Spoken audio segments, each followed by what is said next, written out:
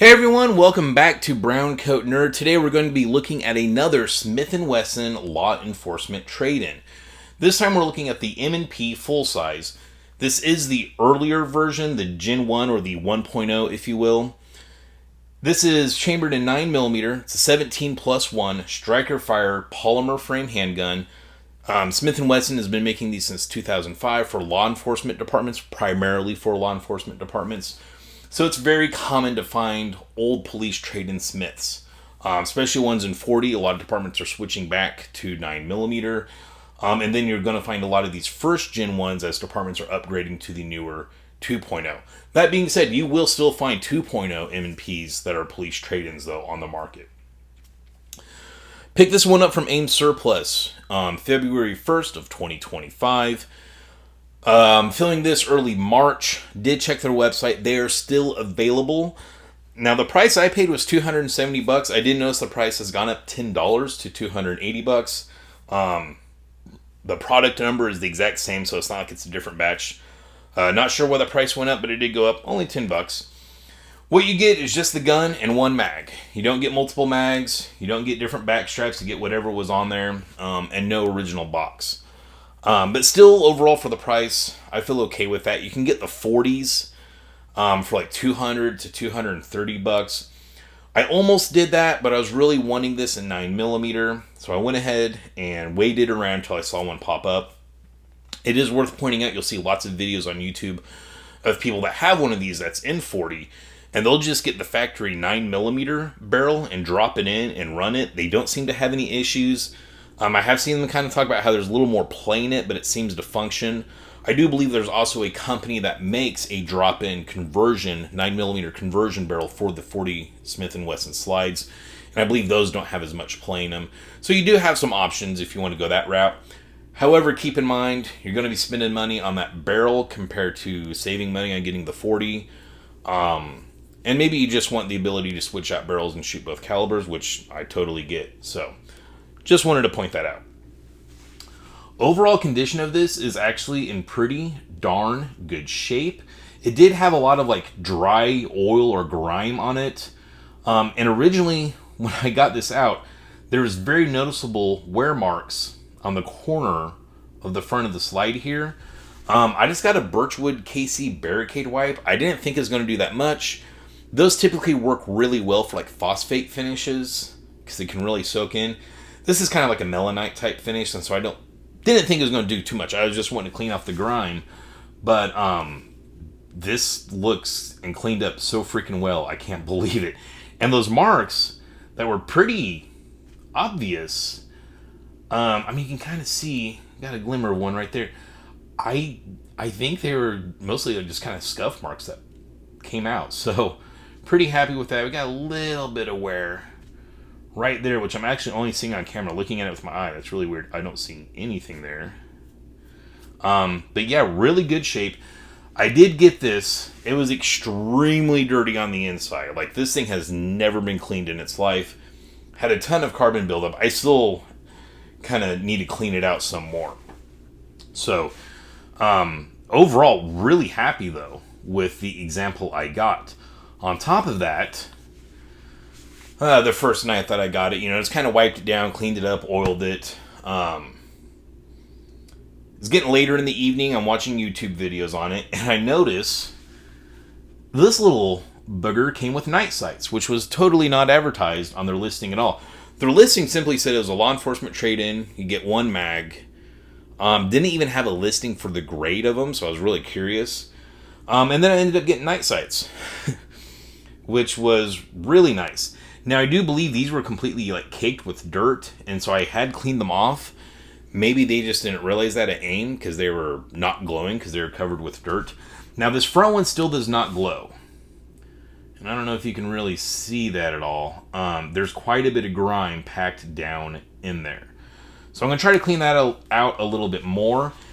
If I can't bring life into it or expose the life in it, I'm just going to get a new front night sight blade. I'm not even going to bother getting the rear.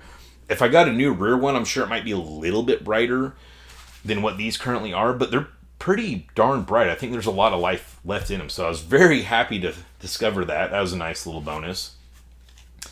And I do believe at one point this was color filled using that birchwood Casey wipe. It cleaned off all the remnants, but there's a little bit of white in that Smith & Wesson logo. And then this section here just kind of had a very faint kind of white shadow around it, like whoever this was issued to when he had to turn it in was like, crap, I need to clean this off so Sarge doesn't get mad at me. I don't know. Or the chief or whatever. But yeah, it cleaned up really well, especially after that birchwood wipe. Still got a little bit of grime down in the fish scales there. Handling the gun, it feels very nice. I mean, I knew I was going to like this. I've got the M&PC I did a review on a while back. This is an Israeli police trade-in. And I was really happy with how comfortable this was to shoot and how accurate it was. Been wanting a full size, so I figured let's go ahead and do it. This one does not have a magazine disconnect, which makes me happy. I'd prefer it not to.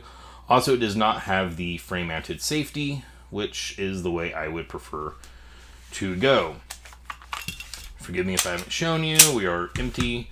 Mag is a little bit worn. That's no biggie. As a matter of fact, I've already got another brand new mag back when I got the M&PC. That's a full-size mag, but yeah, not a big deal. These mags are easy to find and readily available.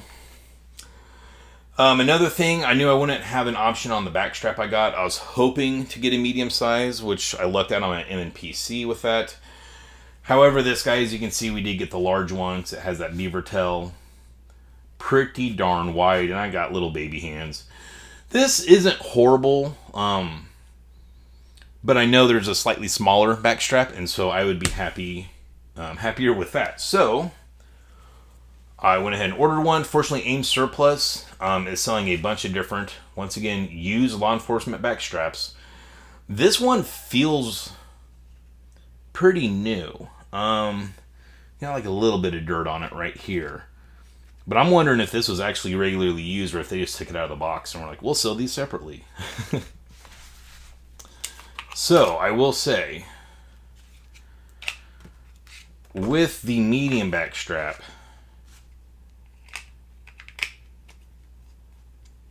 it feels so much nicer.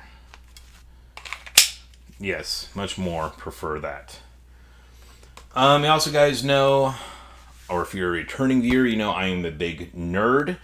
So I do feel it's worth pointing out that if you're a Marvel fan, or if you ever watched the Agents of S.H.I.E.L.D. series, which actually isn't that bad, this is their standard issue sidearm. Later on, I think they change it to like this fictional gun that just makes people pass out. I know, lame. Already like these guns. Of course, they're in a ton of other, action movies and stuff from the 2000s and on. So fairly iconic. I mainly recognize it as Agent Coulson's sidearm. So yeah, I really wanted it mainly for that. And I specifically did not want a 2.0. My honest opinion is, looking at them, I kind of think the lines of the 1.0 look better. But that's just my opinion. Obviously, the 2.0's got big advantages. I think they're cut for an optic if you want to go that route. They have front slide serrations. The grip texturing is much more aggressive. So I'm not saying the 2.0s are not better. They are. I just think the 1.0s look better. Another thing I did not do, will do now, is measure the trigger pull on this guy. Do not at all remember what it was on my M&PC. I want to say 6 pounds. I'm not positive though. So again, as you can see, we are empty.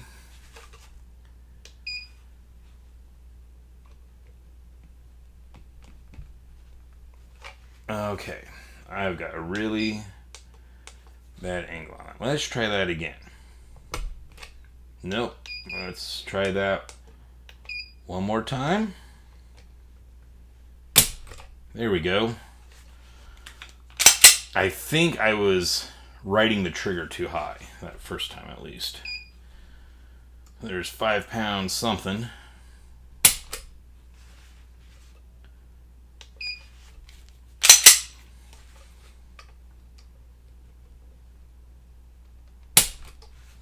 One of the other things they upgraded on the 2.0 is the trigger. A lot of people will complain about the triggers on these. That's 4 or 5. We'll do one more.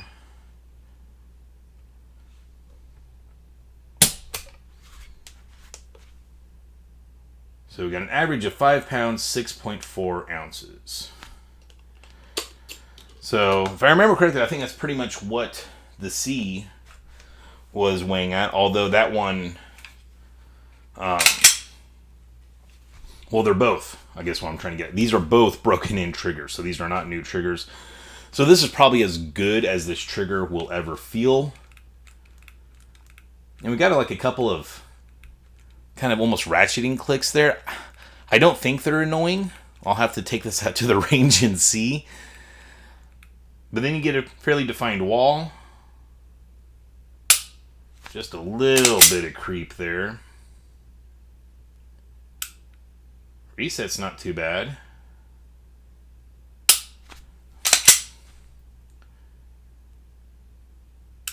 So, yeah, just to show you that. Another thing I was curious about, I know on the 1.0s they did go through a few changes. One of the changes was the barrels. You can see this kind of has a little bit of a bulge on the end of the barrel.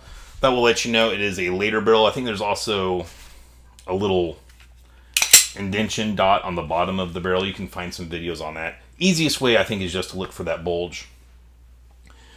And then I believe they also changed the trigger bar from the earlier 1.0s. I do believe the 2.0 also got a trigger bar upgrade. I've seen some people say that if it's stamped with an H, that is the newer trigger bar. I've seen some people say that's just the newer trigger bar on the 2.0. This one does not have an H stamped on the trigger bar.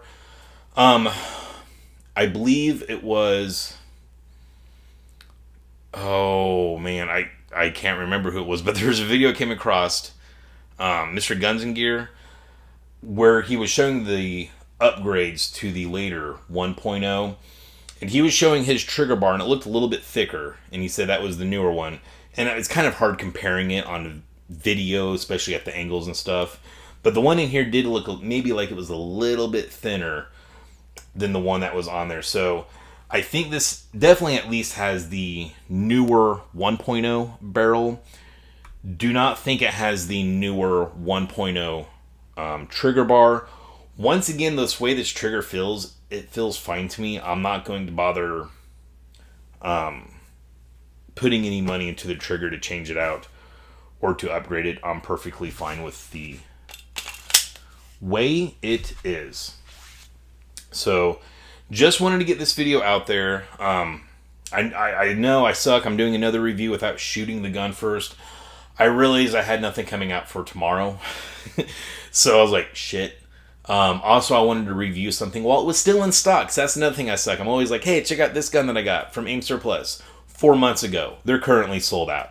So trying to get away from that. So at least if anyone is looking at these on Aim Surplus, you can see what my example looks like. Maybe kind of determine if you want to get one or not. That being said, once again, without shooting it, I'm very happy with this purchase. Even though I just got the one mag, I had to spend a few extra bucks on getting a different back strap. I am fine with that. I already know I'm going to like shooting this gun just from the experience of shooting this M&PC, which I know I'm pulling this out. It is also empty. And this was very controllable. I was really happy with this gun. So I imagine this will be that much more controllable. I am rather excited about getting this out and shooting it, seeing how it goes. And apparently I'm just collecting Smith & Wesson law enforcement trade-ins. Oh, I didn't grab my 10-8. I've also got a 10-8 that was allegedly police used. It does have a U.S. import mark, so it left the country for something and then came back. And the last thing, which I almost forgot, I guess let's weigh her up. So this is the weight of one M&P with the medium-sized backstrap and one empty mag. We are coming to 1 pound, 11.8 ounces. So in case you're curious and you don't know how to look stuff up on the internet, there's the weight. Alright guys, thank you for watching. If you did like this video, please consider liking and subscribing. And don't forget to check me out on Rumble as well as Instagram. Alright, stay safe, stay shiny.